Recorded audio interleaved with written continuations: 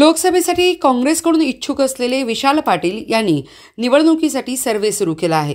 40 जणांची टीम काम करते, पण विशाल पाटील यांनी शेवटपर्यंत निवडणूक लढवावी, मैदानातून पळ काढू नये असे आव्हान खासदार संजय काका पाटील यांनी पत्रकारांशी बोलताना विशाल पाटील यांना दिले। तर कबलापूर विमानतळ कृषी उड्डाण 2 मधून करण्यासाठी लवकरच सर्व्हे होईल अशी ग्वाही देखील खासदार पाटील यांनी दिली आहे। सांगली महापालिकेतील विविध योजनांचा आढावा घेण्यासाठी खासदार संजय काका पाटील महापालिकेत आले होते। यावेळी त्यांनी पत्रकारांशी संवाद साधला। खासदार संजय काका पाटील म्हणाले, कबलापूर येथील विमानतळाबाबत केंद्रीय पातळीवर चर्चा केली होती।